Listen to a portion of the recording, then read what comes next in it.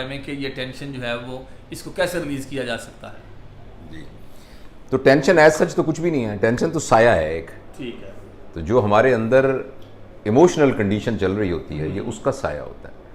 اور بہت دفعہ ہمیں یہ لگتا ہے کہ ٹینشن کسی بیرونی وجہ سے ہو رہی ہے، یعنی فلاں بندے نے میرے ساتھ یہ برا سلوک کیا اس لیے مجھے ٹینشن ہو رہی ہے، فلاں نے مجھے یہ فکرہ کہا، فلاں مجھے نقصان ہو گیا، فلاں جگہ پر میری نوکری کا یہ مسئلہ ہو گیا، فلاں جگہ مقدمہ میرے اوپر غلط ہو گیا، کسی نے میری بے عزتی کر دی.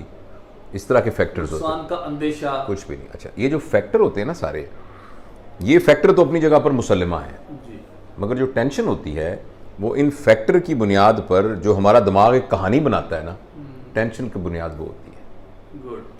آپ میرے کمرے میں آئے اور آپ نے مجھے زور زور سے ڈانٹنا شروع کر دیا، بہت سخت سست کہا اور بہت میری کھچائی کی. اب کیا میں اس کی وجہ سے ٹینشن میں آؤں گا یا نہیں آؤں گا، اس کا تعلق اس بات سے نہیں ہے کہ آپ مجھے کیا کہہ کے گئے ہیں. صحیح. اس کا تعلق اس بات سے ہے کہ آپ کے اس کہنے کو میں کیسے انٹرپریٹ کرتا ہوں. میں کہتا ہوں یار یہ عمران صاحب تو مجھ سے اتنی محبت کرتے ہیں، جب بھی بہولپور آتے ہیں مجھے مل کے جاتے ہیں، موت سے پیار بہت کرتے ہیں. 100 بندے مجھے کہتے ہیں یار وہ آپ کی ایبسنس میں بڑی آپ کی تعریف کر رہے تھے. آج ایک دم جو ان کو غصہ آیا ہے تو مجھ سے کوئی بہت بڑی غلطی ہو گئی ہے جس کی وجہ سے ایسا ہو گیا، یا یہ بہت ہرٹ ہوئے ہیں، یہ کسی تکلیف میں ہیں، یہ کسی مصیبت میں ہے، میرا بھائی اتنی تکلیف میں ہے کہ اس نے آ کے مجھے اتنی زور سے ڈانٹنا ہے، میں پتہ تو کروں میرے بھائی کو کیا تکلیف ہے.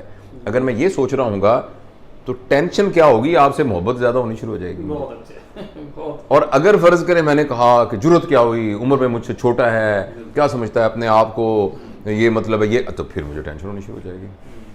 اچھا آپ یہ کہیں گے کہ چلیں یہ تو جو آپ نے مثال دی ہے یہ سمجھنی آسان ہے. فرض کریں کسی کو نوکری سے نکال دیا ہے، فرض کریں کسی کو نقصان ہو گیا تو پھر کیا کریں. دیکھیے جو کچھ ہو گیا ہے نا وہ تو ہو گیا ہے، وہ تو پاسٹ ہے، وہ تو ہو گیا، وہ تو ہونا تھا، وہ تو ہو گیا ہے بالکل. اچھا اب وہ ہو گیا ہے، وہ کوئی آپ کے کنٹرول میں ہے نہیں. اور جو ہو گیا ہوتا ہے وہ پتھر کی سل ہے بالکل، وہ تو نہیں چینج ہوتی نا. جو ہو گیا وہ چینج نہیں، ایک پتھر کی سل ہے وہ تو چینج نہیں ہوگا. لیکن جو ہو سکتا ہے فیوچر میں یا اب، وہ گندا ہوا آٹا ہے. اب تو دیکھو نا، اب جو کچھ ہو گیا وہ تو ہو گیا ہے، اس میں تو کوئی شک نہیں ہے. ٹانگ کسی کی کٹنی تھی کٹ گئی ہے، ایکسیڈنٹ ہوا ٹانگ، کچھ بھی نہیں، گاڑی پہ جا رہے تھے پتہ بھی نہیں تھا ٹانگ کٹ گئی. تو میں یہ تو نہیں کہتا کہ یہ فیکٹر اتنا اسٹرانگ نہیں ہے، لیکن صرف یہ کہ اب تو ہو گیا ہے، اب کیا کریں. جو ہو گیا ہے اس کو میں چینج کر نہیں سکتا، میری ٹانگ تو اب نہیں ہو سکتی. لیکن جو آنے والا ہے وہ گندے ہوئے آٹے کی طرح ہے. اب آپ خود بتائیں عقل مندی جو ہے وہ پتھر کی سل کے ساتھ سر ٹکرانے میں ہے کہ گندے ہوئے آٹے سے نئی کوئی توتا، کوئی کچھ اور بنا سکتے ہیں. تو اس لیے یہ صرف سمجھنے کی بات ہے. تو میں یہ نہیں کہتا کہ انسان کو ٹینشن نہیں ہوتی، میں یہ نہیں کہتا کہ باہر جراثیم موجود نہیں ہوتے، مگر بیمار وہ ہوتا ہے جس کی مدافعت کا نظام کمزور ہوتا ہے. جس کا مدافعت کا نظام کمزور نہیں ہوتا اس کو نہیں ہوتی، اس کو نہیں بیماری ہوتی. اب کرونا اتنے لوگوں کو تھا جن کی مدافعت ٹھیک تھی، ان کو نہیں ہوا. تو اسی طرح فیکٹرز باہر موجود ہوتے ہیں، لیکن ہم اندر سے کیسے اس کو ریئیکٹ کرتے ہیں یہ فیصلہ ہوتا ہے کہ ہمیں ٹینشن ہوتی ہے. لہٰذا ہمیں اپنے آپ کو ایک بردباری، ایک سمجھ، ایک کانشیس لیول، جو بھی کوئی فیکٹر ہوتا ہے نا، اس فیکٹر پر ایموشنلی ریئیکٹ کرنے کی بجائے ہمیں یہ چاہیے کہ اس کو غور کریں.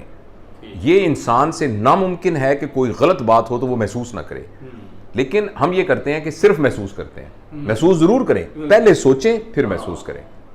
اس کو ریورس کر دیں گے تو آپ دیکھیے گا کہ جس کو ہم ٹینشن کہتے ہیں نا، ہو سکتا ہے اس کی وجہ سے ٹینشن نہ ہو بلکہ زیادہ مطلب امپروومنٹ ہو جائے. Thank you.